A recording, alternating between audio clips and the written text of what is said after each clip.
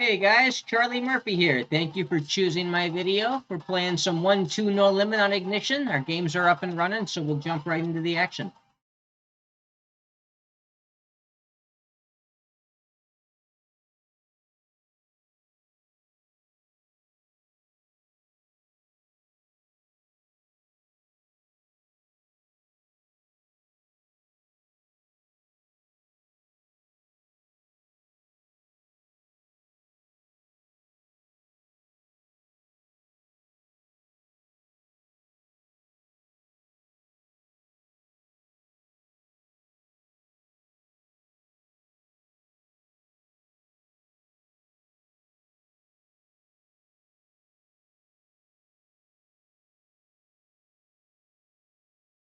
Probably a little too tight to squeeze with that ace-4 suited because of the guy's short stack.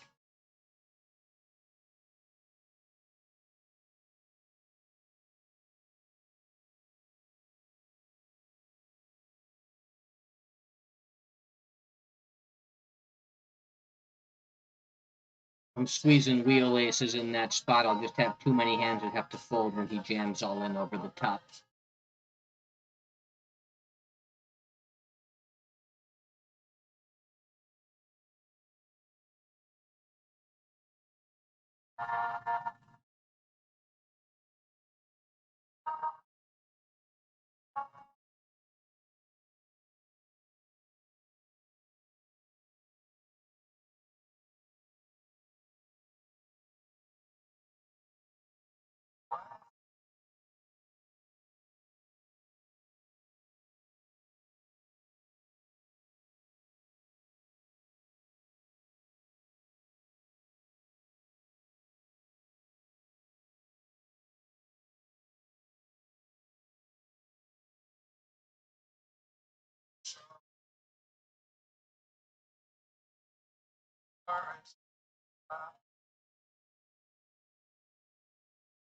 Lower left-hand table will raise ace-7 suited from the cutoff, part of about a 27-28% raise first in range.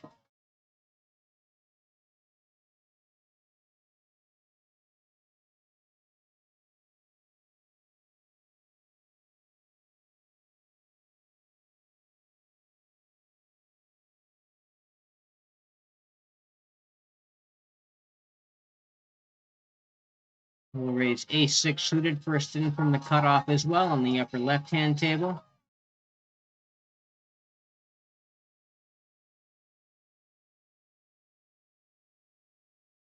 Lower left-hand table will raise ace-queen suited from under the gun, part of an 18% raise first in range. Right-hand table, blind on blind, we raise king-10 offsuit, then we'll check range out of position. Upper left-hand table, recreational player leads into a multi-way pot, about 2/3. We have no real. I guess we have backdoor flush draw, but beyond that, not much equity. Very coordinated board, a large size for multi-way. We're going to be content to just go ahead and fold here. Check call with the top pair second kicker, the upper right-hand table. Facing a squeeze and then an overcall here. I think I just want to flat this and just get it in on favorable flops. Face the second barrel, blind on blind. We'll go ahead and call with our pair of 10s, and we'll continue checking.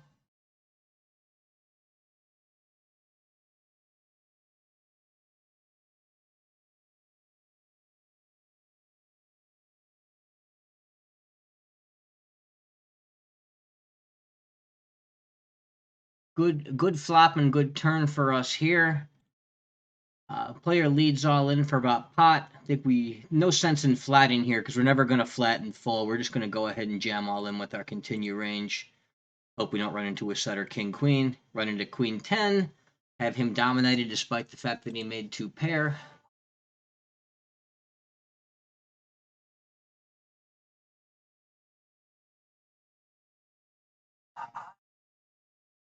We'll pick up about half a stack right there.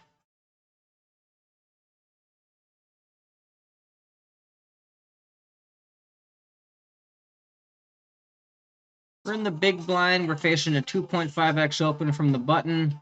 Dead small blind, so our odds are not quite as good as they otherwise would be. However, Queen 5 is a clear call in that situation.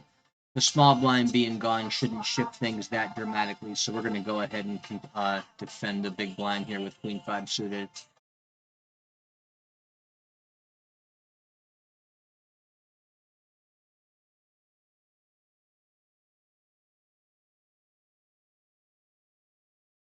And now he goes and he bets.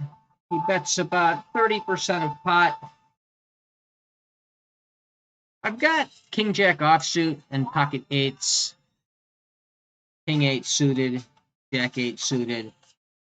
I don't have the super strong hands in my range like kings or jacks. So I think I can still have a check raising range here. I'm not going to check raise this particular combo. I'm going to check raise some weaker draws, backdoor flush draw type things. I can check call with the queen high flush draw there for that size. Upper left-hand table, we defend the 3x open blind on blind with Jack 8. We get check 2 on the Ace King 10 rainbow flop.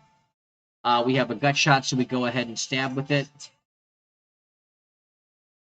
Lower left-hand table, we check call. We made our flush on the turn, then he checks through.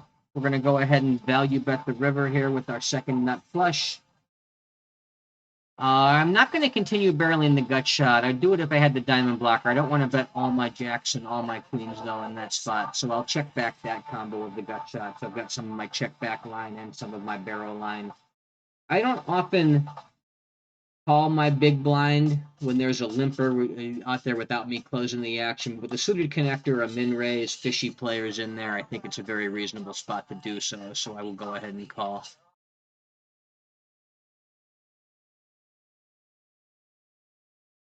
Upper right-hand table, King 10, probably a little bit too loose to open under the gun. It's close. I don't have a big problem with it if you do it.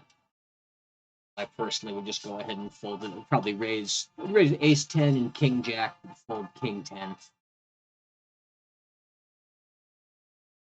I opted not to stab at that multi-way pot with 3 players in position 2 of me here on the lower right-hand table. And at least 2 of them are thought to be weak recreational players playing in short stacks using limps and funky bet sizes.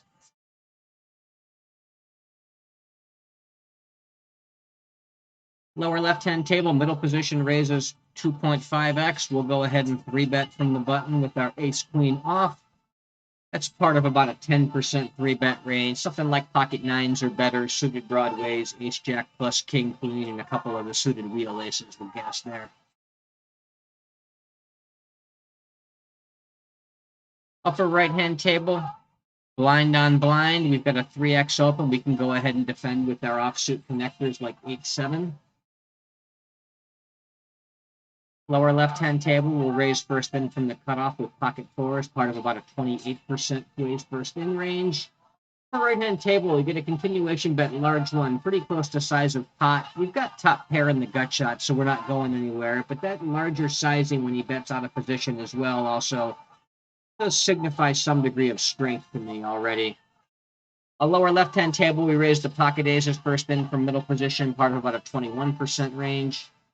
Upper left-hand table, we'll go ahead and continuation bet on the flop, range bet small on the jack, king jack 6 two-tone flop. We get barreled into about pot again. We've got just about the nuts. We're going to go ahead and continue calling there with our 7.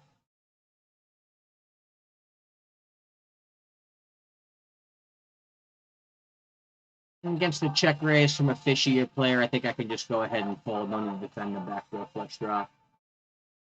On the river run out here, we've got 4 to the straight. I'm going to go ahead and put in a full pot size bet, which I like to have on the 4 straight and 4 flush runouts, whether I'm value betting or bluffing. I could have missed diamond draws there as well, so I can have some bluffs in that line. I'm probably not value betting anything weaker than a 7. I guess if I have some sets I didn't raise at any point earlier, maybe those become value bets as well on the thin side. But I'll value bet my 7s. I'll value bet my backdoor flushes that came in, and I will bluff with my whiff diamond draws that I called the flop and turn with. Stuff that gets closer to sets. I think you can probably still value bet sets that you have in that line. Although the 2 pairs is where I'm going to start drawing the line, especially some of the weaker 2 pairs. I'll just check back and take my showdown. Some 1 pair hands, although I guess I don't really have too many 1 pair hands that call that large turn bet. I guess if I've got some pair plus flush draw type hands that call that turn bet, maybe those get turned into bluffs as well on that river. Lower right-hand table, middle position, we're going to open a standard 21-ish% range, including ace-4 suited. I'm going to use the same opening range as I otherwise would, even with that small blind posted behind me. I'll just kick my bet size up ever so slightly larger to account for the extra blind that's out there. But otherwise, keep the range more or less the same.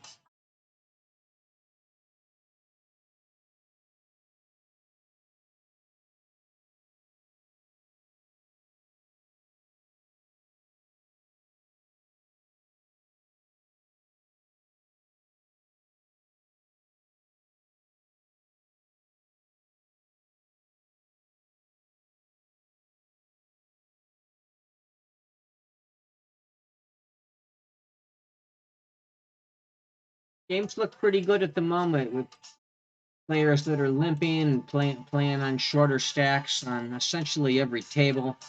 Lower right-hand table, one of those fun players limps from middle position. We're going to go ahead and pop them up about 150% of the pot raised out of our blinds.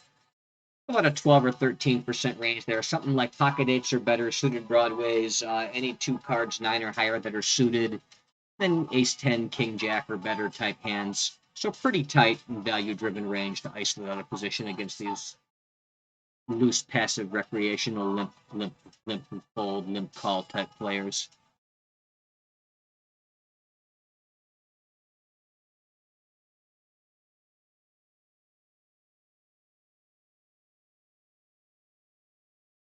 Player sitting here immediately to my left in the lower left-hand table seems like a recreational player. He hasn't limped and he's playing on at least 100 blinds deep, so he doesn't give it away like that. But he is calling raises pre-flop from all sorts of positions, so we'll keep an eye on him, see if he does anything else that lets us know he's a player worth being in pots with.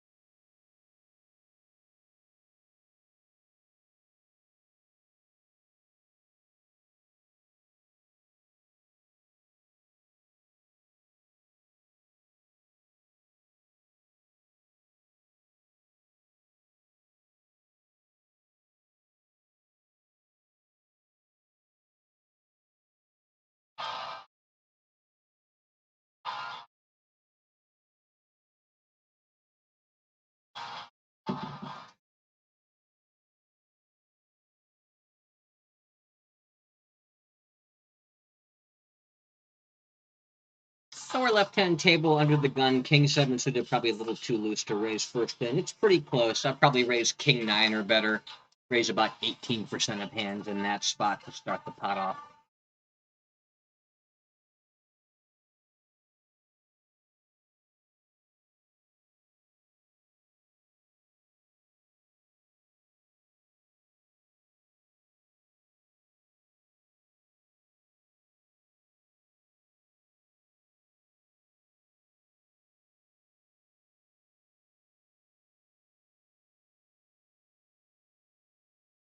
Upper right-hand table, get a 3x open from the button. Even though it's a button open, we're still going to be reasonably tight against that. I'm probably not calling too many offsuit combos outside of offsuit broadways. Maybe a few like ace 9, ace 8, king 9, and a few connectors. Between it, we can safely fold to a raise of that size, even from the buttons.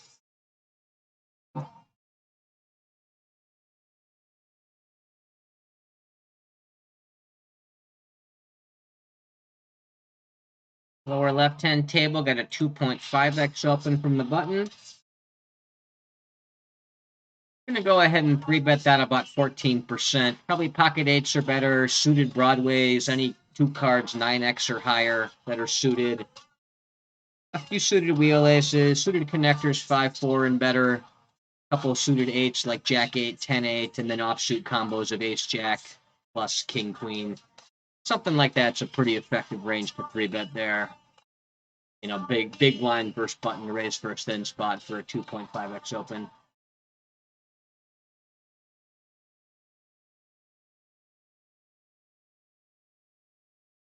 Time we're in the small blind on that table facing a button open, a 2.5x again as well. We'll 3-bet about 15% from the small blind against the button open, including ace jack suited.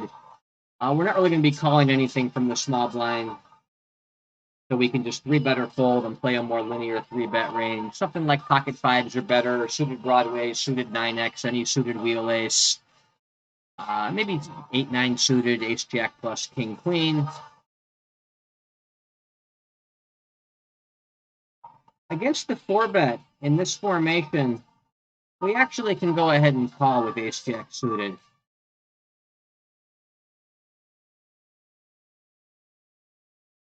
Probably jam in queens, kings, ace, king, call with jacks through sevens, trap with aces, and then call the rest of my suited Broadway cards. On a board like this, I can have ace 10, king 10, queen 10, jack 10, pocket tens, pocket jacks, and I can have ace queen, ace jack, king queen, king jack, queen jack with flush draws, as well as pocket aces. Ace jack, no draw, no backdoor draw. I think that's a hand we can go ahead and safely fold in that 4-bet pot. In that spot, I think what I would be doing is I would be jamming back my 10x, my pocket jacks, and my flush draws, and my aces as well. I think I'll fold out the lower pairs in the Broadway cards that whiff. Raise the button first then, probably about 44%, including ace-queen offsuit. Called by a short stack playing about 30 blinds deep on the button. We get a queen 7-6 two-tone flop. We'll go ahead and put in our small range bet.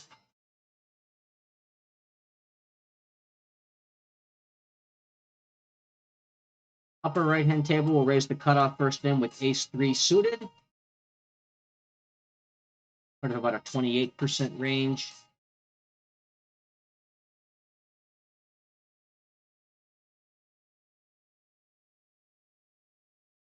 Get a very large isolation from the small blind here against a recreational limper. We can just easily fold 8-7 suited against that size. Upper right-hand table, we get a min bet from a fishy type player. I'm going to treat that as a fancy check and go in and put in my 1/3 range C bet there anyway. We picked up a gut shot. As long as we go with our overcard and the nuts, I'm going to go ahead and continue betting. I'm going to be using overbet or check sizes in this spot.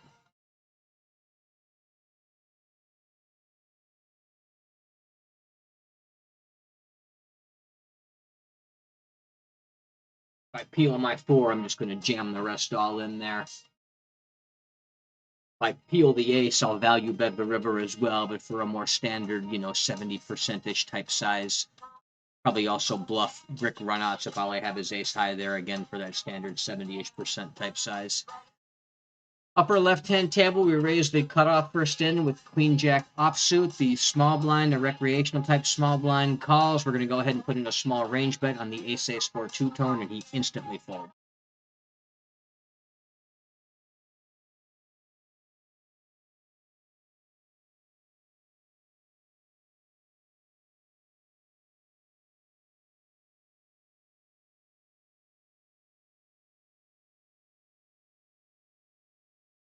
Three X open from the button, recreational player.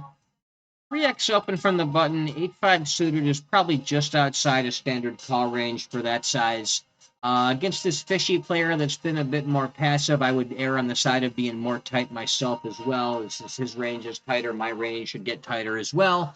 With 8-5 suited already kind of a cuspy, near, leaning towards a fold as it is, I think it becomes a clear fold against a player who's a loose, passive recreational player using that size.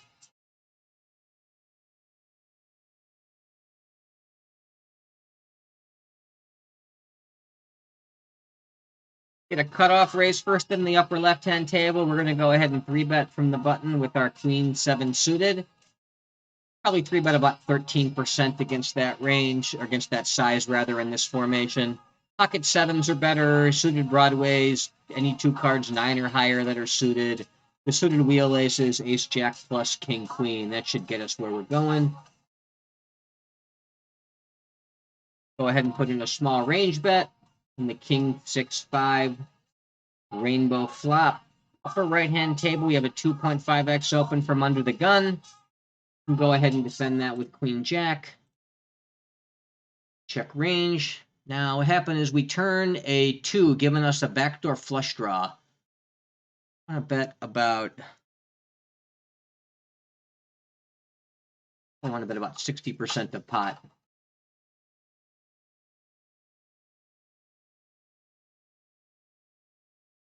If I go 36...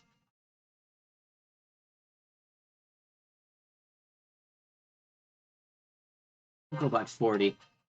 We'll keep checking to the pre-flop raiser on the upper right-hand table. The upper left-hand table, if the river breaks out, I'm probably going to be barreling off.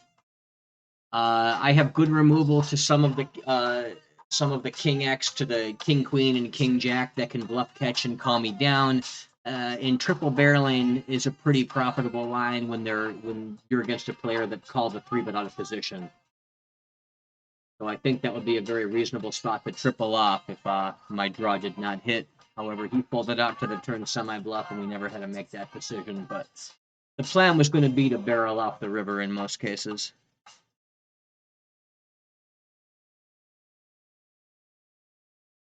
Got a pretty good hand here. And that we've got top pair. We're facing a triple barrel. Facing a triple barrel for about a 75% size. That sizing slightly overbluffed, but the triple barrel trends back slightly underbluffed.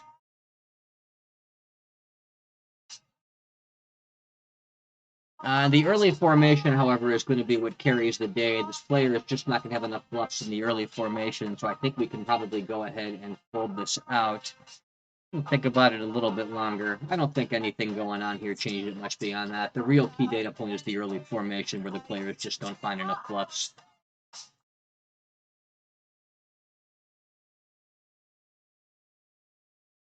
And he's not really value betting worse in that line, at least very, very little, if anything, worse than Queen Jack is being bet for a triple barrel in that line.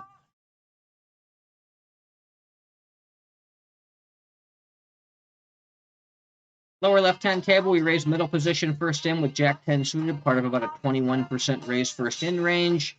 A couple of recreational players, one with a full stack, one with a very short stack, have called us in position. And then we get squeezed. Against the squeeze, or against the small blind 3-bet, that's a pretty large sizing as well, largely because of the squeeze situation. Against that kind of sizing from a small blind 3-better in this formation, I'm probably already going to fold. I'm also going to get a lot tighter with a couple of players overcalling behind me that could back jam or just cold call and steal some of my equity on the flop. So I think the mature move is just go ahead and fold that one out there.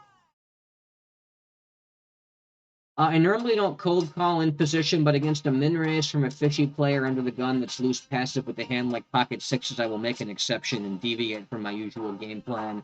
Looking largely to go ahead and hit a set and make a lot of money off this guy when I hit a set in position. Lower left-hand table, we raise middle position first in with king 10, or under the gun rather, with king 10 suited, about an 18% raise first in range. Upper left-hand table, raise king queen suited, about a 21% raise first in range from middle position. We'll check range to the in position player, lower left-hand table. Upper right-hand table, I will call that real small 1/3 pot size bet with my pocket sixes. The in position player bets, and he bets very strong. I'm not going to have a check raise bluffing range against a pot size bet from an in position calling player that's also trending kind of fishy and passive. I do have an overcard, a gut shot to the nuts, and a backdoor flush draw, so I'm going to call at least once, but I'm not going to be planning to get too wild or aggressive with that. We face a second small bet. I'm going to go ahead and fold out the sixes this go around. The in position player now, he goes ahead and he bets a half pot bet. I've got second pair and a gut shot. I think I can actually continue against that sizing. And evaluate the river. I can bluff catch certain rivers or just show this down good if he checks back. Continue checking. He had king queen, so he also had that gut shot and he had the flush draw. So he had a strong hand, particularly strong hand. His betting was very reasonable.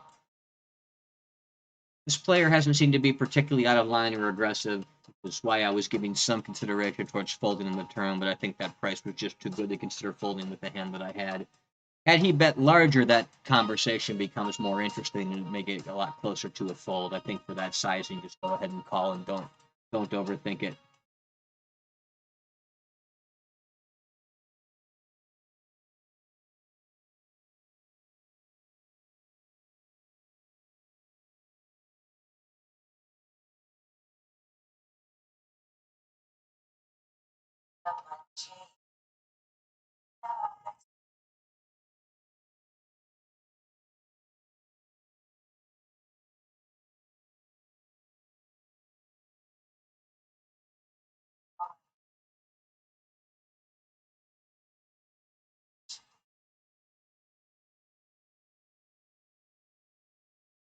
Lower right-hand table, blind on blind, will raise about 45% first in for a 3x size, including all of our pocket pairs.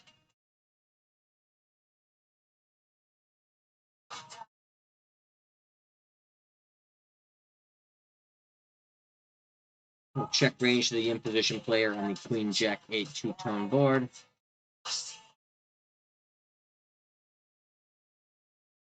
We can go ahead and check fold the half-pot stab with a hand like 4s on that board. Want to be continuing with various pairs, gut shots, flush draws, backdoor flush draws, under pair. Can go ahead and fold without not getting too worried about it.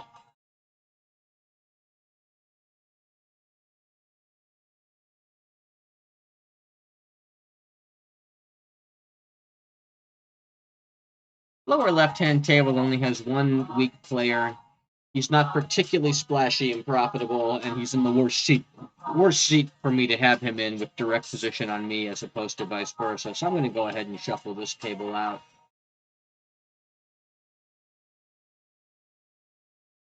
We'll raise 6s from middle position, part of about a 21% raise first in range.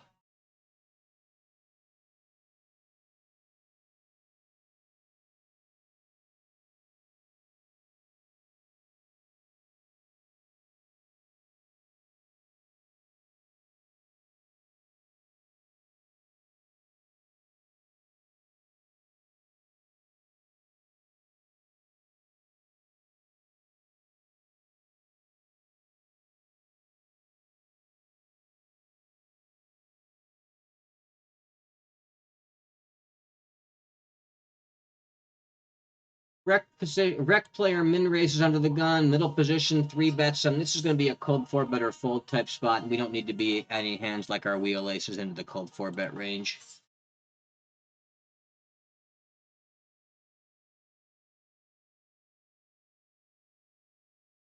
I'll probably pop it up to about 32. Planning to stack off with queens plus ace king if I get jammed back on. Mixing in some ace queen offsuit and suited Broadway type hands, pocket jack type hands that can hold 4-bet but fold if they get jammed on. Everything else should just fold pre-flop. Upper right-hand table, raise the cutoff first in with king 9 suited, part of about a 28% raise first in range. A recreational player 3 bets us from the big blind, but only from 5 to 10. For that price, we're going to continue with effectively everything. I don't know that I fold anything in my cutoff range for that sizing. King 9 suited, we can certainly come along and call it off. He leads 4 into 20 on the King Jack 10 monotone flop. I'm content to just go ahead and call that bet and reevaluate. Turn is the queen, giving us the straight on a 4 straight runoff, but it's the low end. He could have aces in his range. So I'm just going to go ahead and check back, look to bluff catch or maybe value bet the river. I'm just going to go ahead and bluff catch there at the low end. He's got pocket 4s. Probably going to have a ton of value in raising there. And I don't want to raise just an ace or some kind of full house that was being cutesy with those sizes. Probably has them almost never, but I don't think I need to turn a 9 into a hand that I'm trying to raise and squeeze some value out of there in that spot. Especially also given there was a pre-flop 3-bet. It was a weird, wacky sizing, but sometimes that does indicate some extra strength. 2.5x open for middle position in the upper right-hand table. That's towards the bottom of my calling range in a heads-up spot. With an overcaller, I'm going to be tighter, so I can just go ahead and fold that one out. It's pretty close. I don't hate a call. I think folding's probably a little better, though.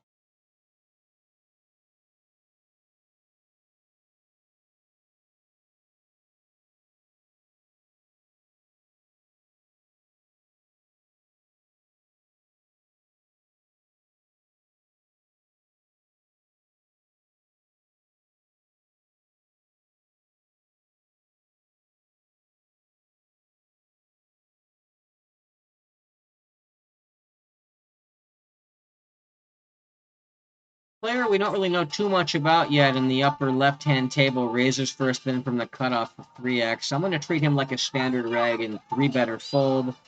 3-bet about a 10% range. Say pocket 8s or better. Suited broadways, ace 9, 10, 9, ace 5, ace 4 suited, and then ace queen, ace king, king queen offsuit.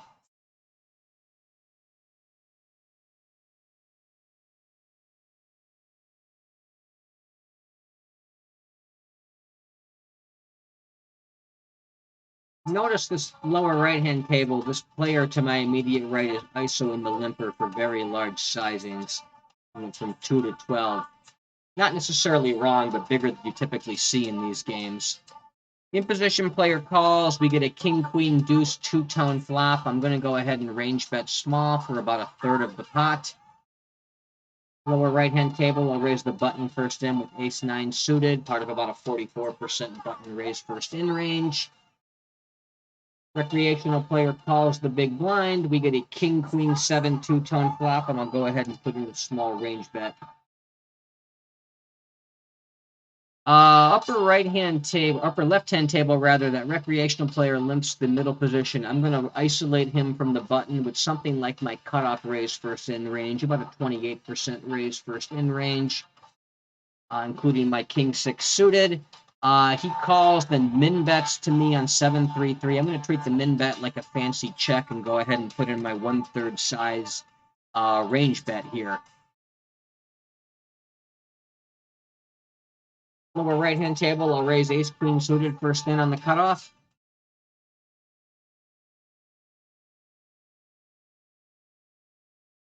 Recreational player, he calls and then he min leads again. I pick up the backdoor flush draw, so I want to keep barreling.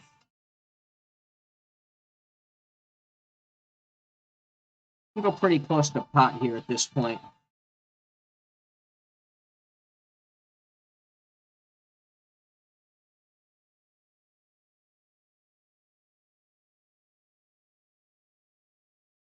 Lower right-hand table against the imposition 3-bet, and then the overcall, and then the big blind cold 4-bet. I can just fold my ace queen suited out and not think twice. Had it not been for the cold 4-bet, I would have called this hand even out of position. It's strong. It's strong enough to play. It's one of the last hands to drop out of your cold call range pre-flop against a 3-bet effectively. Let's see here. Blind on blind. Lower left-hand table, we're going to go ahead and pop up that 3x open. Very aggressively, probably about a 17-18% range. That's not going to be a purely linear range. That's going to be a smattering. I'll probably raise 9s or better, my suited broadways, ace queen, ace king. Then my suited connectors 4-5 or better, and then a smattering of suited hands that I don't want to call with, and the offsuit hands just outside my calling range. Couple offsuit aces, couple offsuit kings, couple offsuit connectors like 9-7, 8-6. He checks to me on the king 6-4-2 two-tone flop. I'm going to go ahead and put in my small range bet.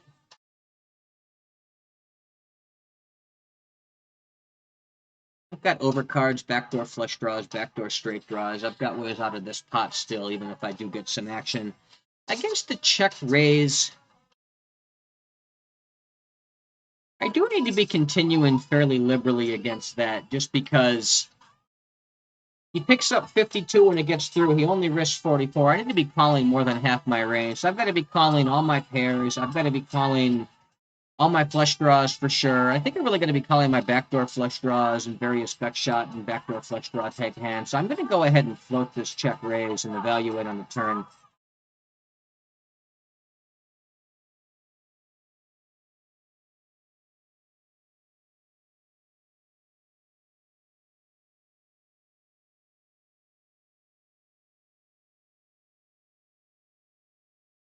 He checks to me.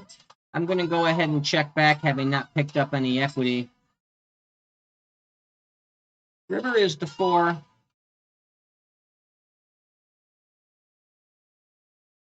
I've got 10 high, so I'm going to be moving all in here if he checks to me and surrenders this pot. He bets out small. That's probably a blocker bet type bet. I have some reason to think that's suspicious, but I don't have nearly enough data information on what blocker bets mean in 3-bet pots, especially with check raising lines going on here. If I had ace X, especially good ace X, I'd be just putting the money all in. I really think that blocker bet is probably some kind of middle pocket pair that now is a bit scared of the ace. But I don't want to go ahead and put too much credence to that, as I'm guessing. I'm assuming. I just don't know. I think my flop float is okay there, as it gives me a chance to bluff later or pick up equity. But I think on the river, I shouldn't get too far the line there against that bet. I think I should let that one go. Upper left-hand table, blind on blind. We're gonna go ahead and 3-bet with a couple of these, weak, janky offsuit combos that aren't quite good enough to call. King 6 is one that I think goes in that mix. Not quite strong enough to call, but just outside that range.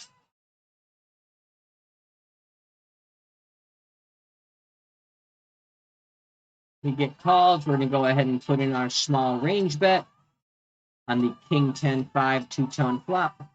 And we did take that one down.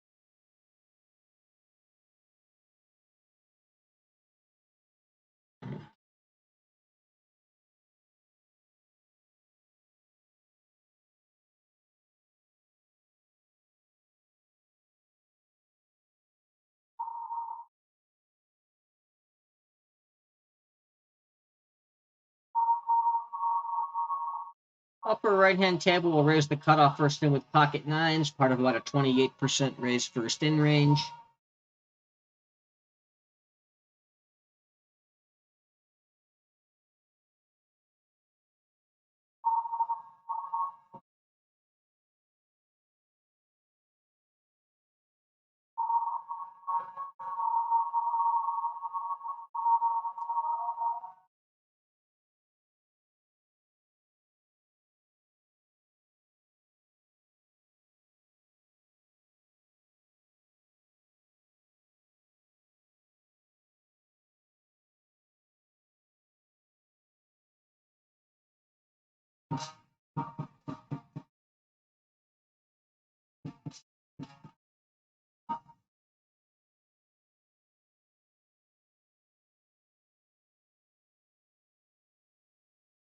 Upper left-hand table, we get a very large raise first in from this kind of wacky player.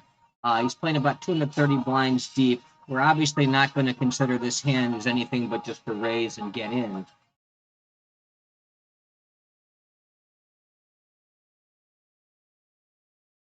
Pop it up about 3.5x.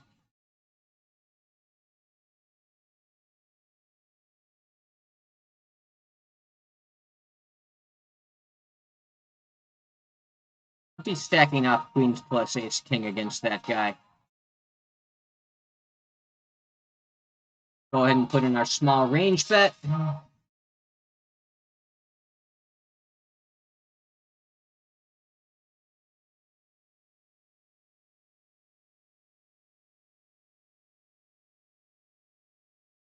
Against the check raise, we're just going to go ahead and lay that down. I can have ace, queen, king, queen, queen, jack suited at least, and king, queen suited. It can also have pocket queens, pocket kings, pocket aces. I can have various ace high flush draws. And king, jack, king 10, 10 high, king high flush draws as well. Be continuing with all those hands. The question becomes, do I start jamming hands back in over this guy? To what extent do I call, and to what extent do I jam back?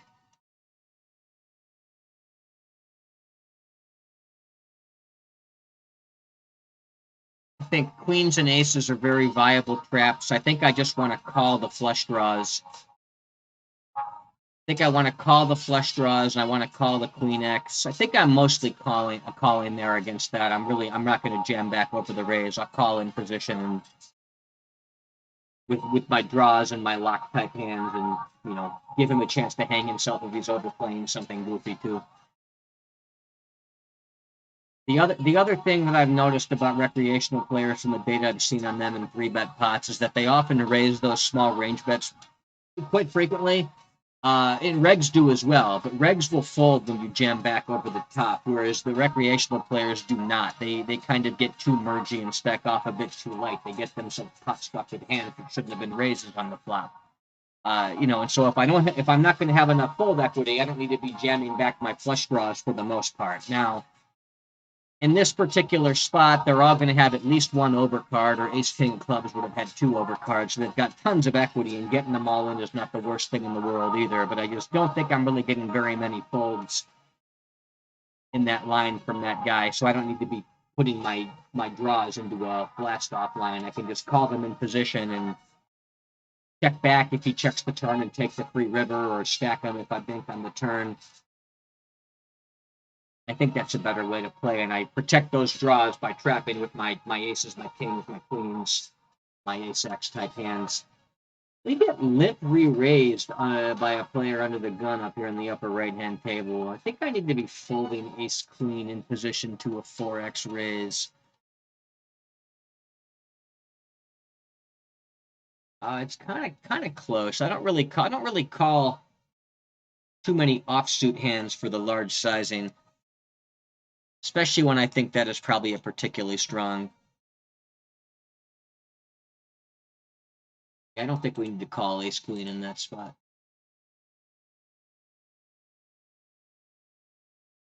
At least not the offsuit version. The suited version I would have little choice but to come along with.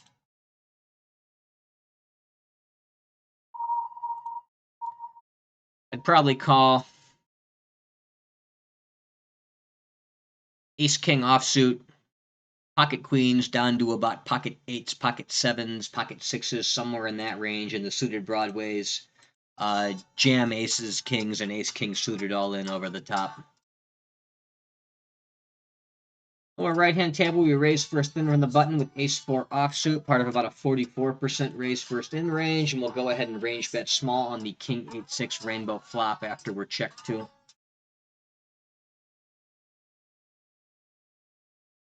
Upper left-hand table, we're going to go ahead and complete the small blind with a recreational player limping on the cutoff. Lower right-hand table, we're going to isolate the short stack under the gun limper with about a 21% raise first in range, something like our middle position raise first in range we'll use from the cutoff. Pocket queens, of course, part of that. We get called in position, and the limper folds out. We'll check range to the in position player on the 10-8-6 two-tone flop.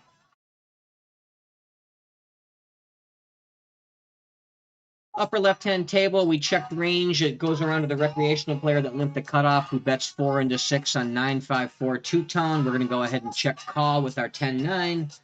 Lower right-hand table, we're going to check call with our overpair on that 10-8-6 board. Keep checking to the in position player on that 5 turn.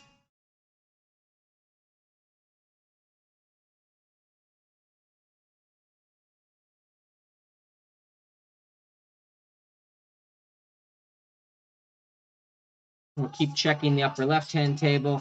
The river is a 4, not the best card for a hand to value bet. There's a 4 straight out there, so I don't want to be value betting single pair type hands any longer. I'm going to continue checking, consider bluff catching as well if he puts another bet in. If he has a hand like 8-7, pocket sevens, he backdoored into the straight and he can get me. But he often doesn't have, he'll have a hand like pocket nines, busted flush draws, that kind of stuff as well. Probably going to come down to the sizing, whether or not I bluff catch that guy or not. Regs are not terribly bluff heavy in that particular formation when they call a range in position pre-flop, just because they're, even though they call more than I think that they should pre-flop, they still don't call all that many hands. Their range is pretty tight to begin with. They don't have that much weak BS to turn into bluffs. I don't know for a fact that that's exactly why that happens, but the data seems to bear out that the in-position caller players, at least when they're regs, are not terribly bluff heavy on the river in that particular formation. Now, that said, we do have an overpair in that spot. And he was taking a bet check bet line had he bluffed the river, which does tend to be a bit more over bluff. So I think I would have called that one down for the most part. It would have really come down to the sizing.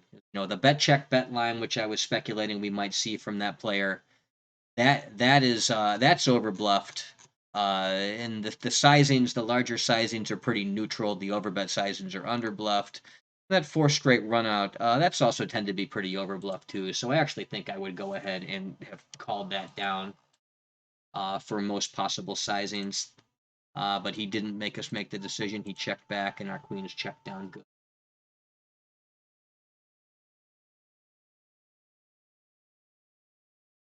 You can defend the big blind against about a 2.5x open from under the gun with our 2-4 suited.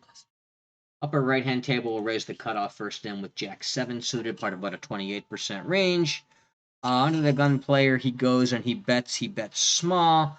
I can have pocket 10s, pocket 2s. I guess I don't really have Jack 10 offsuit. Well, he doesn't know that. He also doesn't know if I 3-bet Jacks or 10s pre-flop. I can go ahead and put in a check raise here. Actually, I think I'd rather check raise with a hand like ace deuce with the backdoor flush draw, because if my backdoor flush draw starts coming in that larger pot, I've got the nut draw as opposed to the low flush draw. So I think this one will play better as a check. You could also check raise that low pair backdoor flush draw though, against the small sizing for sure. Against the second barrel, under the gun formation is not as bluff heavy. It tends to be under bluffed by regs. I think we can just go ahead and fold. I didn't pick up a second pair or any kind of flush equity, so I think check folding is the move on the turn.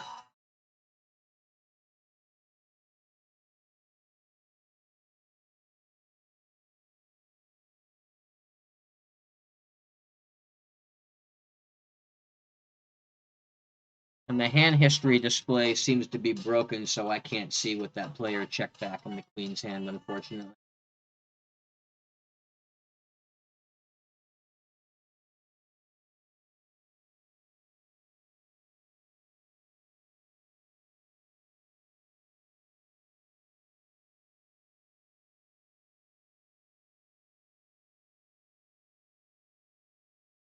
Upper right-hand table, I'm going to raise first in with queen 4 suited, part of about a 44% raise first in range.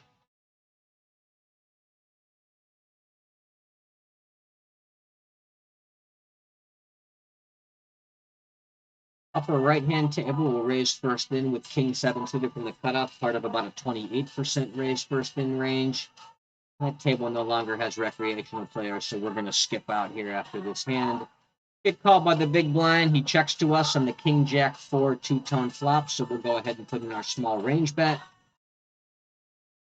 We get check called. Turn is the king, gives us trips. I want to be overbetting or checking in this particular turn card. King 7 is probably right on the cusp. I think I want to have some kings that check back to bluff catch or value bet the river. This one could go either way. I think I'm going to put that in the check back line, though. It is pretty close. I've got, say, king 4 suited or better. And I've also got king 10 offsuit or better. King 10 or better, I'm going to overbet. King 9, king 8 suited, those ones are close. King 7 and lower, I think I'll check back. Something like that.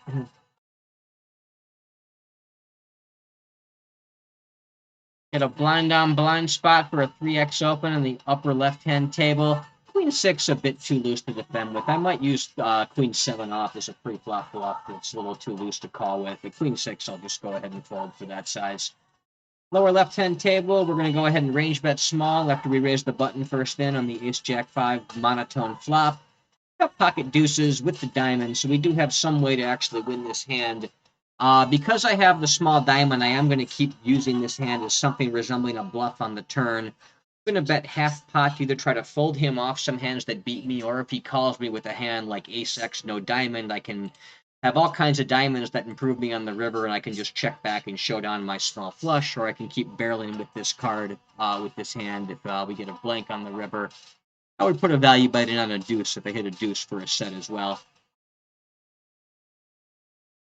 Now, river is the king, putting a 4 straight out there. I am going to continue barreling and bluffing. I'm going to use the pot size bet on that 4 straight run out.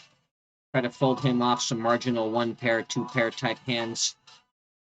He's got 8-10, so he ended up calling the turn with the double gut shot, and he had the flush draw. It's a reasonable call, especially for that size. On the river, he really has no choice but to call down. I don't mind his play at all there. I think his play is quite reasonable. I think his play is appropriate.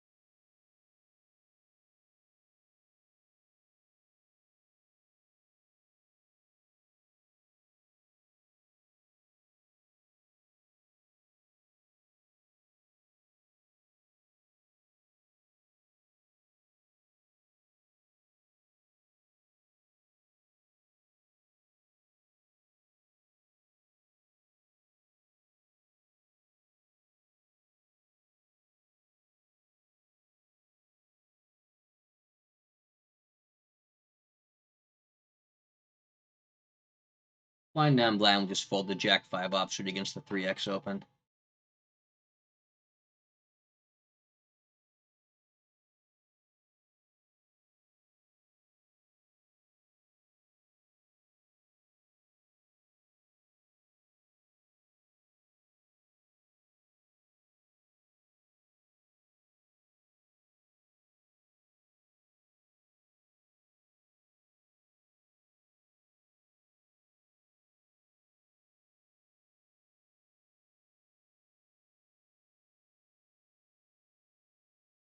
Upper left-hand table, we'll raise the cutoff first in with Jack-10 offsuit, part of about a 28% raise first in range.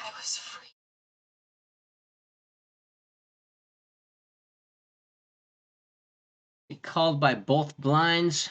We're going to go ahead and check back on the 9-5-5 two-tone flop. Not going to range bet that board multi-way. Turn is the king of hearts, giving us a gut shot and a backdoor flush draw. 1 card flush draw. We're going to go ahead and bet small multi-way. Probably barrel most rivers, especially as bluffs. Lower right-hand table, the cutoff raises first in 2.5x. We're going to go ahead and 3-bet about 13%, including our pocket aces.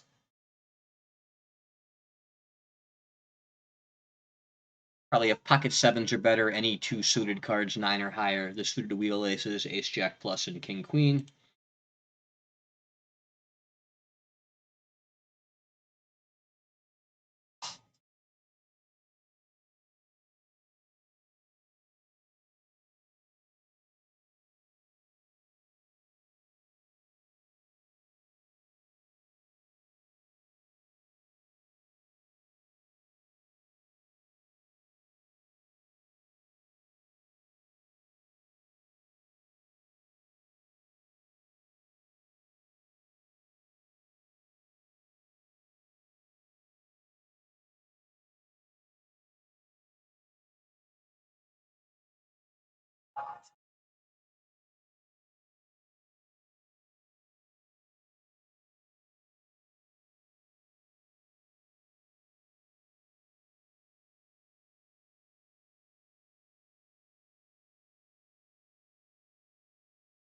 Upper left-hand table will raise first in under the gun with about an 18% range, including ace-10 suited. Lower left-hand table, we'll 3-bet the cutoffs 2.5x open from the button with about a 13% range, including our ace-10 suited.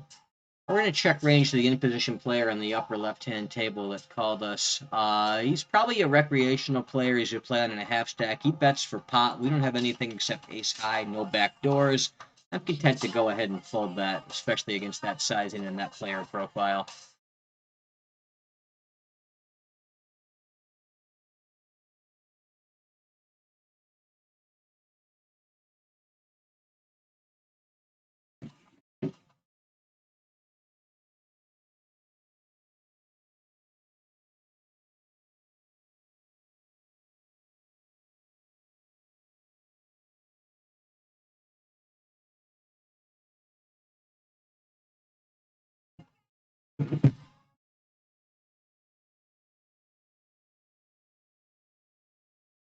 Lower left-hand table will raise the cutoff first in with about a 28% raise first in range, including pocket kings.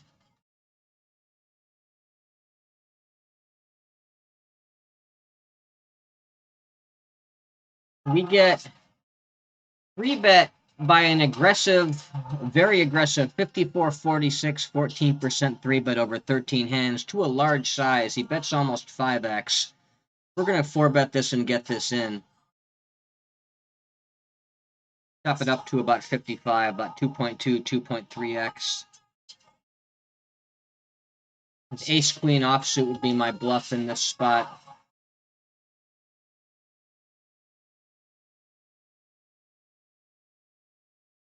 Queens plus ace-king I can get in there. Lower right-hand table, we're going to go ahead and re-raise from our big blind against the short stacks, middle position, min-raise with our pocket kings. Go ahead and range bet him small on the queen 10-4 two-ton flop that he calls me on.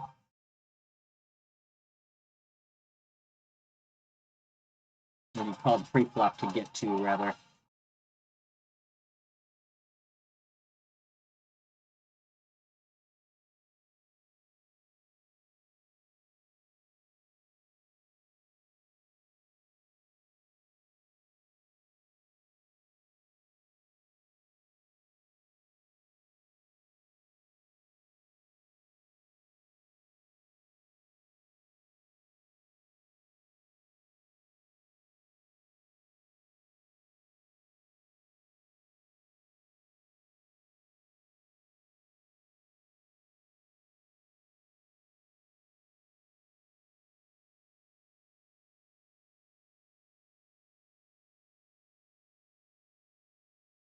Lower right-hand table, cutoff raises 2.5x. We're going to go ahead and 3-bet him from the button again with about roughly 13% range. This time we don't have aces or kings. We've got one of the wheel aces, but still part of a standard 3-bet range in that spot.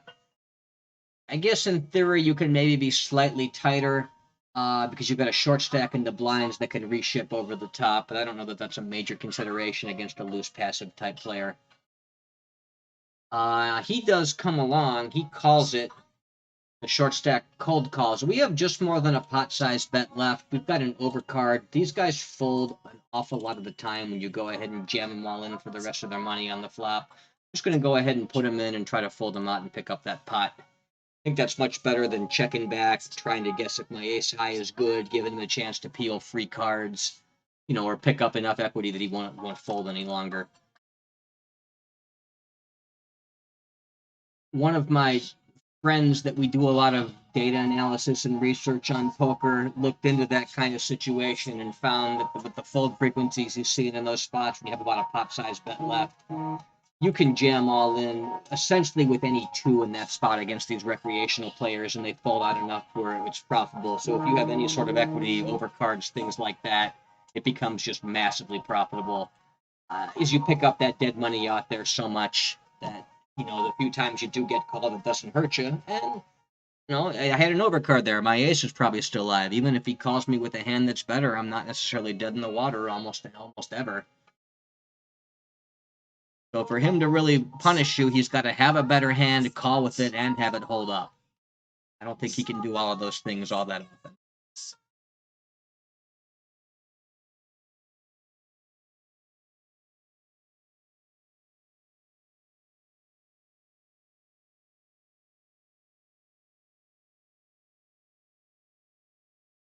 Upper left-hand table will raise middle position. I'm sorry, the cutoff first in with pocket jacks, part of about a 28% range.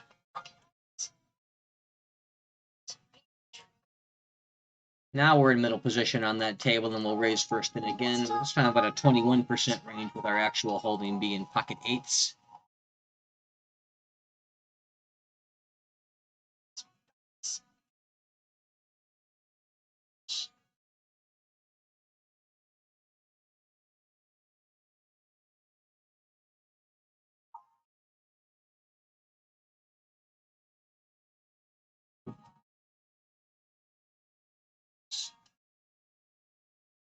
Upper left-hand table, we get called by the big blind. We're going to go ahead and range bet after his check on the Jack 7-7 two-tone flop.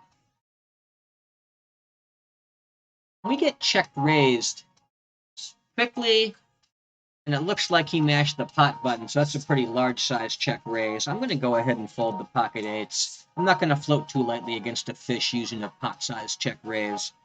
The extent I'm giving timing tells any credence, the fact that he did it quickly also indicates some strength to me as well. I'm not going to go ahead and start floating him here.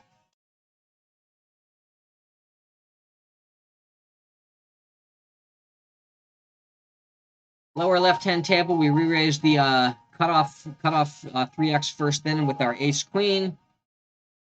He calls us. We're going to go ahead and put in our small range bet on the ace-queen-9 two-tone board.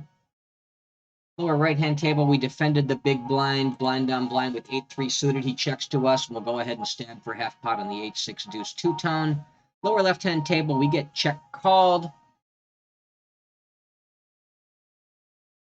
Let's see here. I want to set him up to go about geometric pot over the next two streets. If I bet 50, they'll make it about 170 with about 150 behind. Let's go 54. I'll make it about 178, about 140 behind. Our right-hand table will go ahead and complete the small blind with queen 8 suited against a short stack limping under the gun. We will check range to the big blind and the limper. A 9-7-3 two-tone flop. He goes ahead and stabs full pot. I've got a flush draw and an overcard. For that sizing, I don't think the fish are going to fold, marginal pairs like a 9x or even a 7x type hand often enough to justify this. So I'm just going to go ahead and check call and evaluate later streets.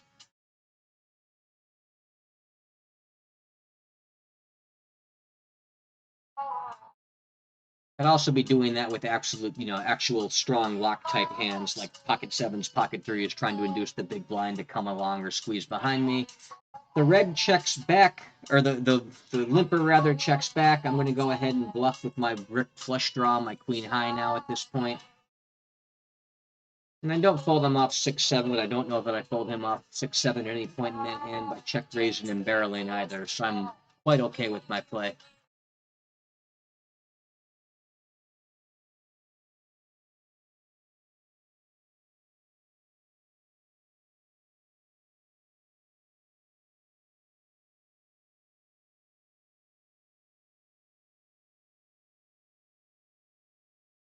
A pot-sized bet there multi-way. I could have maybe started stabbing at the turn to try to steal that pot when nobody went after him the flop, but I didn't have any equity, so giving that one up is not the worst thing in the world either.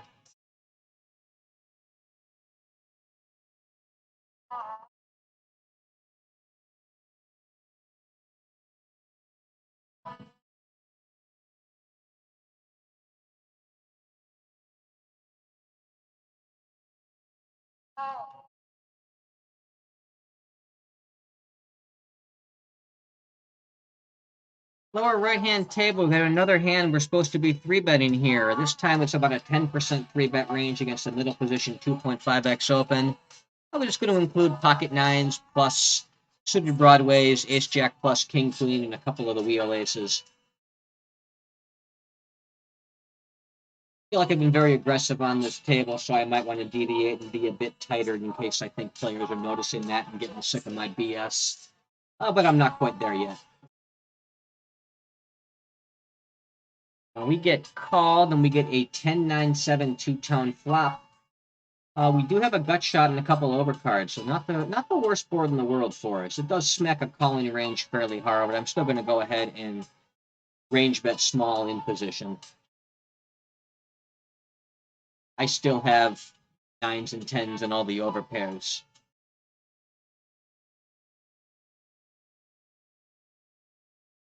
And we get check raised. I do need to continue fairly wide there, but I can continue with all my pocket pairs, 9s, 10s, and all the overpairs. I've got all kinds of 10x to call. My ace-5 and ace-4 make, at least in some cases, flush draws or backdoor flush draws. Same thing with my overcards.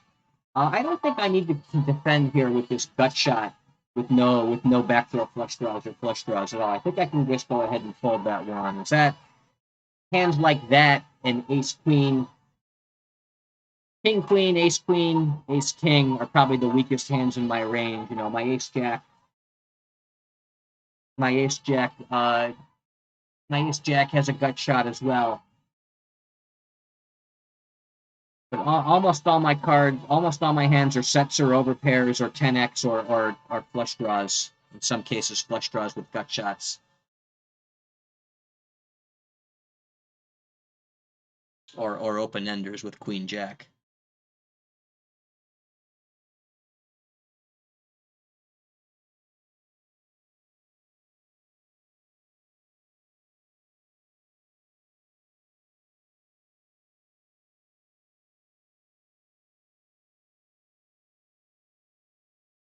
Lower right-hand table will raise under the gun with about an 18% raise first in range, including queen 10 suited.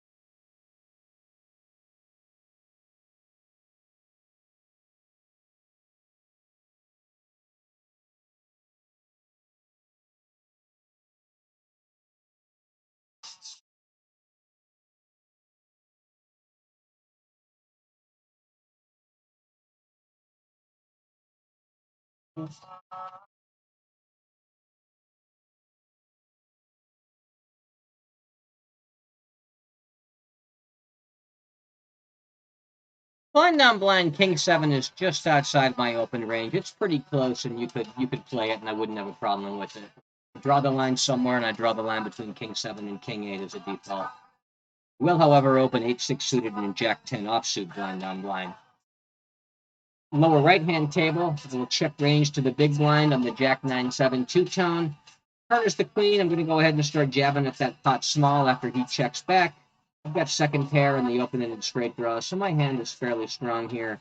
However, against that pretty healthy raise,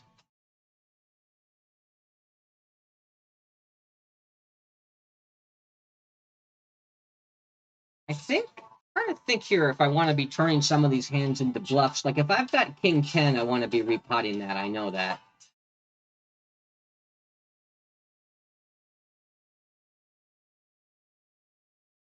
I don't really want to. I guess I can go ahead. I can call with this. I'm not sure what to do here. I'm considering re-raise as a bluff, considering calling. I think I'll just call it. I've got, open end straight draw, and a jack makes me trips. The 10 might even be good. Got a lot of equity in that still. I think maybe I probably want to use a weaker 10x as my bluff. Oh, as a matter of fact, my jack has showdown value. But he did not continue bluffing me. I was assuming that I would need to improve against some kind of queen X type hand.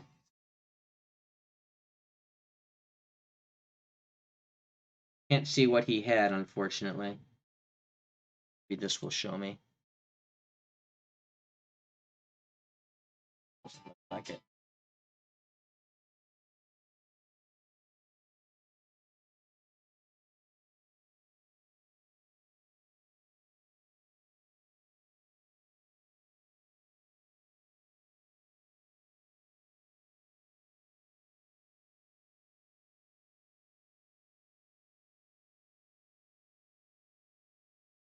think I want to be cold 4-betting to stack off with queens plus ace king here.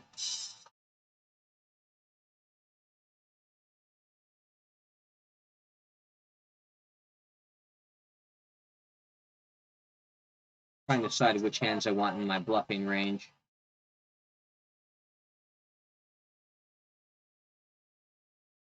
I don't think I can have too many bluffs here with how bloated that pot's already getting. Yeah, I think I would probably 4-bet with queens plus ace king and stack off. And then maybe also mix in ace queen, ace jack, king queen, king jack, pocket jacks, fold those to a jam, but have them in my range to either take down the pot pre-flop or play if I get a cold call. Upper right-hand table, got a recreational player limping under the gun. We'll go ahead and isolate him up with something like our under the gun raise first in range where we're in middle position. About an 18% range, including king, queen offsuit. Upper left-hand table, we raise 9-6 suited blind on blind. I'll check range to the big blind on the king, queen 6. Flop the nuts on the upper right-hand table, queen 10-9. We're going to go ahead and range bet small. Lower right-hand table, we'll raise under the gun with about an 18% range, including our pocket pairs like pocket fives.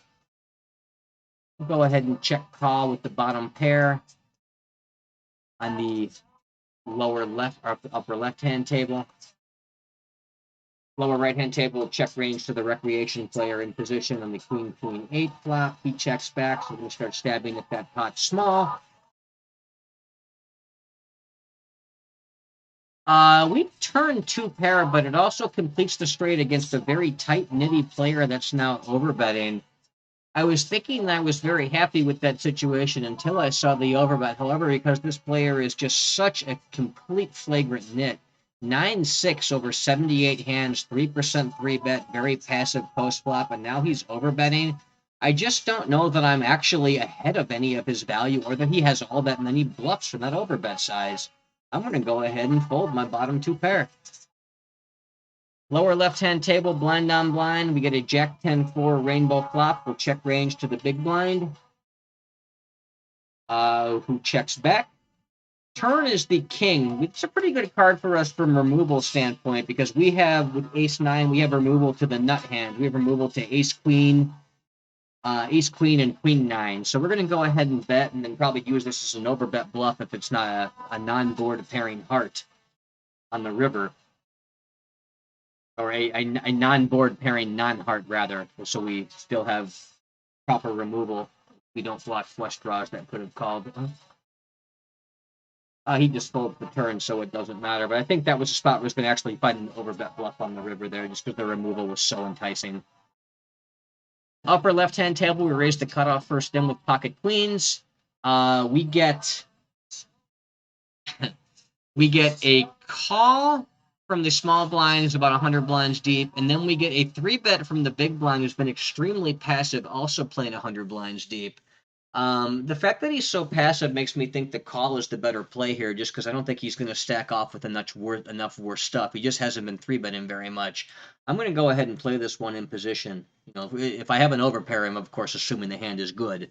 But I want to give him a chance to hang himself with jacks or 10s on a favorable board. I don't think he's got nearly enough pre-flop bluffs in there to justify 4-betting. He just goes ahead and jams. You know, if he can show me aces or kings, which I think he might because he's so passive, so be it. But I'm not folding queens on that board to a fish. I'm not doing it. Now watch me allow this guy to come in there and trap with trip 9. So he had aces, like I thought there was a reasonably good chance, but I'm not going to get away from queens against a fishy player, even a passive player, for 50 blinds in a cutoff formation. You know, and I'm not going to get away from queens when I get to the flop there on that real safe 9-9, you know, 9 high flop. He can show me a better hand than pocket queens. He's just going to have to stack me. But I like calling pre-flop there to give me a chance to pick up more money. You know, or allow him to telegraph his hand, makes mistakes where he lets me know kind of where he's at, and I can play exploitively better off. You know, or I can just sort of, you know, trap his continuation bets if he makes them with the hands that are bluffs that don't connect. I think calling pre-flop is very reasonable there. Damn shame he had aces as opposed to pocket jacks that particular time, but I'm happy with the way it was played.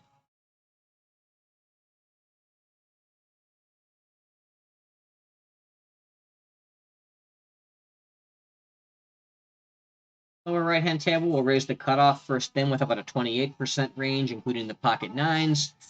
Lower left-hand table, we raised fours under the gun. We get called by an in-position player and by the big blind. And we're going to switch this table out as it's just seems pretty reg-infested. Get a 3x open from from the cutoff, although he's been tight and passive, so I am going to treat it more like a middle position open and shift back a bit more passive and tight myself. That said, I am still going to go ahead and re-raise from the big blind with ace-4 suited. Re-raise him only about 8% there, but I can do that with ace-4 suited. A recreational player calls the small blind and leads into me for pot on queen-5 deuce. I'm going to go ahead and call it at least once with the pocket nines.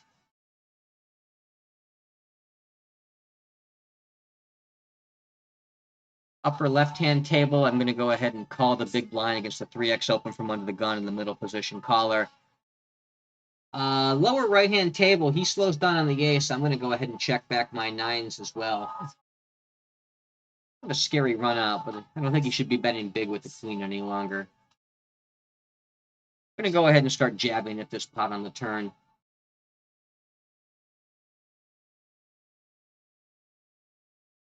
A very weird line from this recreational player. The fact that he bets so large. I'm going to continue bluffing, try to fold guys off, busted draws, ace-high type stuff.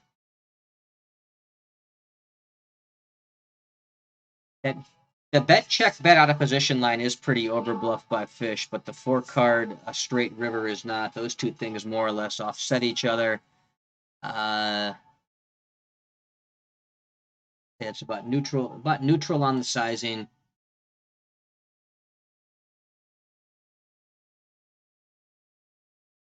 Line and texture also neutral. We're going to hero it. It's close. We're going to hero it. And he backed into the straight. That's very, very close one way or the other there. That pot size bet sizing from the fish out of position is pretty neutral. The bet check bet, the donk check bet river line is very overbluffed, but the 4-card straight river is very underbluffed. So those two things end up about neutral again. The larger flop bet is probably the sign that gives it away to me. I think maybe that should have been a fold. I think probably it's pretty close though. I think maybe the data point that tips everything one direction or the other is the fact that he also bet the flop large. If I find a smaller size in either on the flop or the river, I think my call is correct. That was probably a mistake to call there.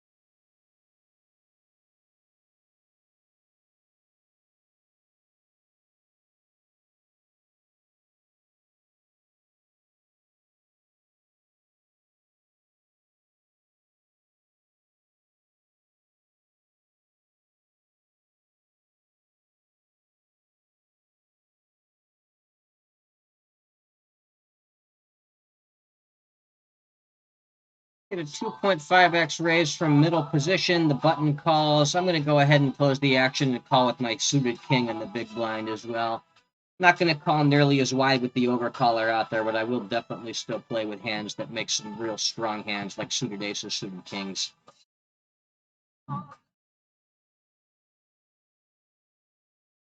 Lower right-hand table, the recreational player limps. I'll check in the big blind with Jack-9. He checks back the flop after I check. I'm going to start stabbing on that 8 turn as I now have the open and straight draw.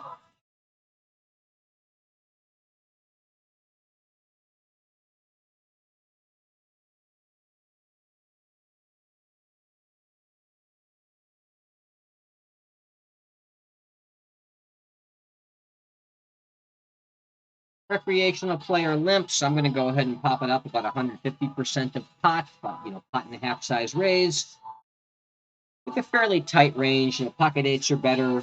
Any two cards, 9 or higher, that are also suited. Ace 10 plus king queen, something like that. And just sort of limp in everything else that would otherwise raise from the button or small blind.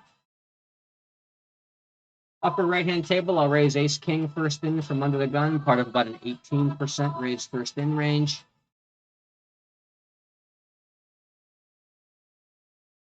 Recreational player calls out of the big blind. We get a king 9-3 two-tone flop, so I'm going to go ahead and put in my small range bet. Lower left-hand table, we'll raise the button first in with about a 44% raise first in range, including pocket fives.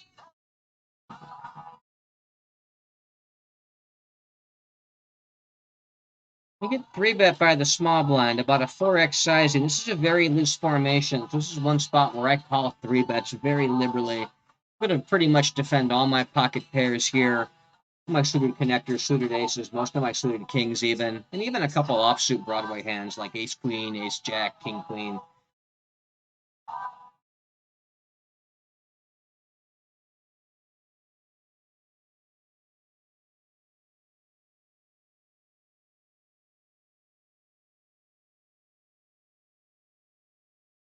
Get a small range bet, so we're going to go ahead and call that on that 9-3 deuce two-tone flop.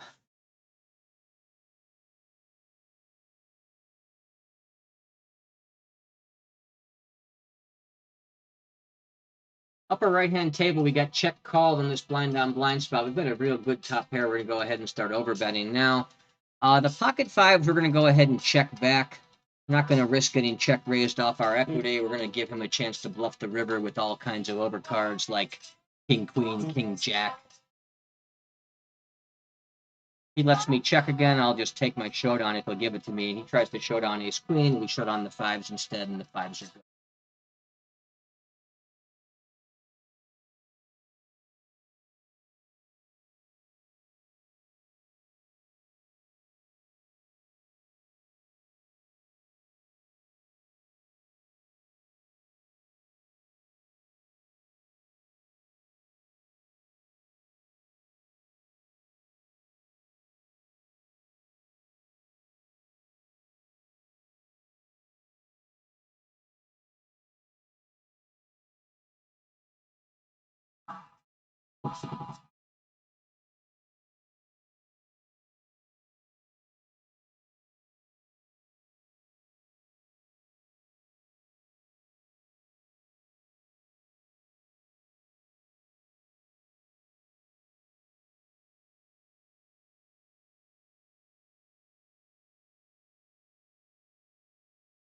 Upper right-hand table, I'm going to raise about a 44% raise first in range. I dump a couple of the weakest offsuit aces like ace 3, ace deuce. You could certainly play them, though. They're very close.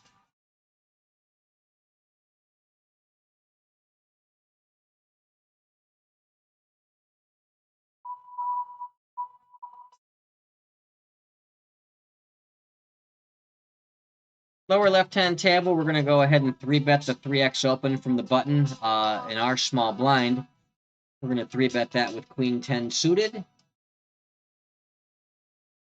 Be 3-betting a 14 to 15% range against that position and size combination.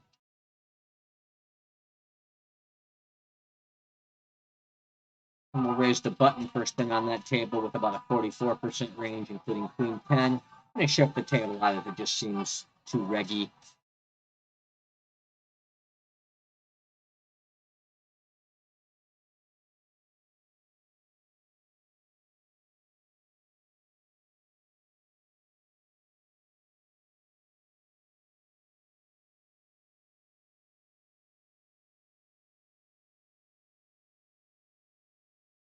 Upper left-hand table is excellent if I can just get something going.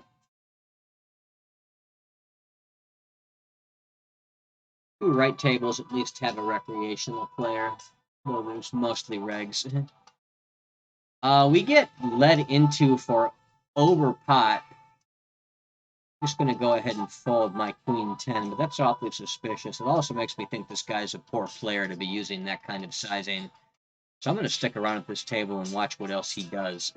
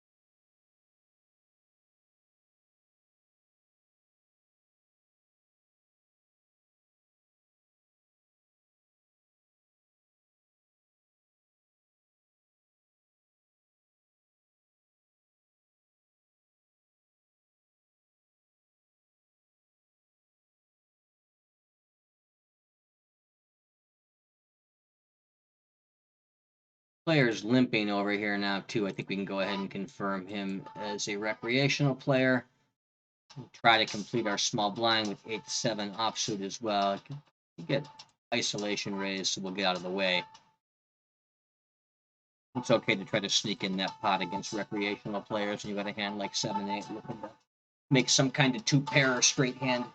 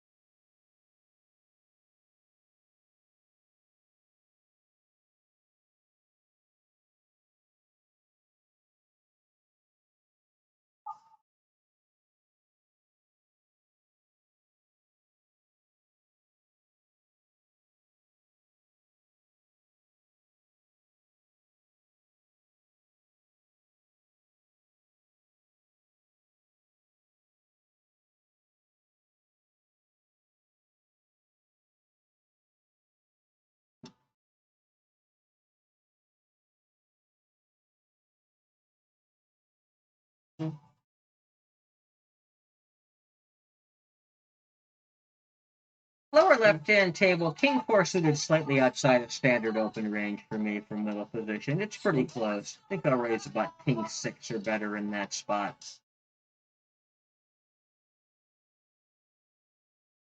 Lower right-hand table, we'll raise first in under the gun with about an 18% range, including ace-queen offsuit. Recreational player calls us in position from the cutoff.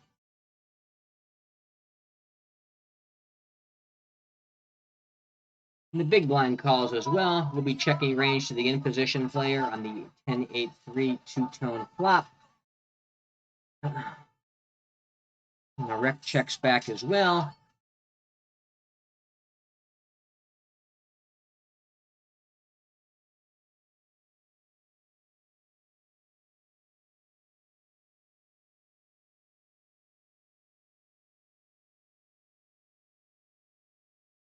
Check to me again on the turn. On that 3 that pairs the board, I'm going to start stabbing small because of the multi-way nature. Recreational player instantly folds.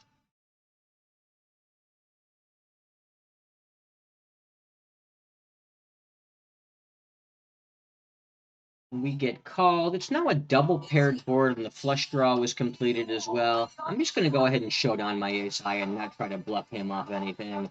I don't know that he folds too many pairs, and I beat. I don't think he ever folds a hand like pocket nines in that spot. My ace high's got a good bit of showdown value as well, so.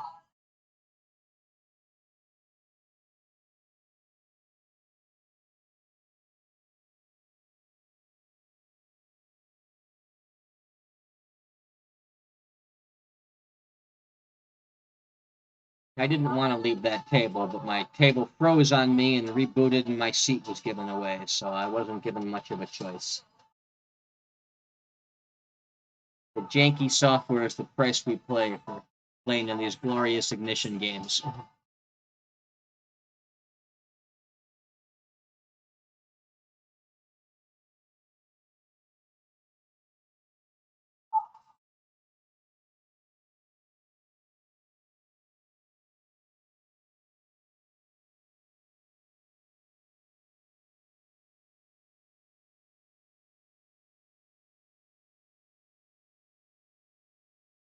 When I time out a second, I get dealt ace king in the upper right hand table. The software is not cooperating with me at all. Thankfully, I'm about to shut this section down anyway, so maybe about time for a break. But would have liked to play my ace king. It was not to be, though.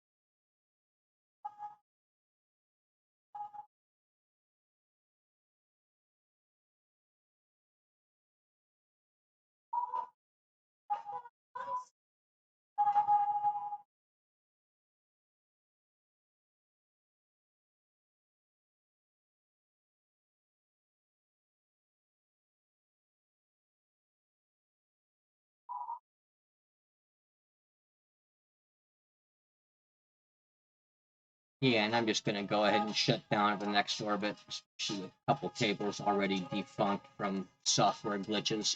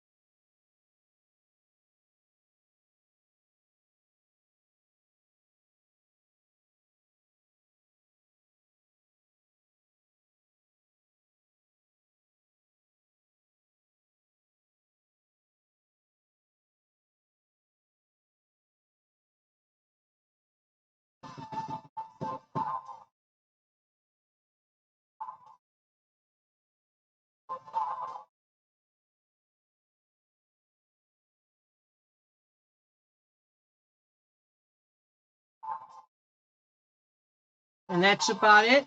That's the end of the session. Until next time, this is Charlie Murphy signing off.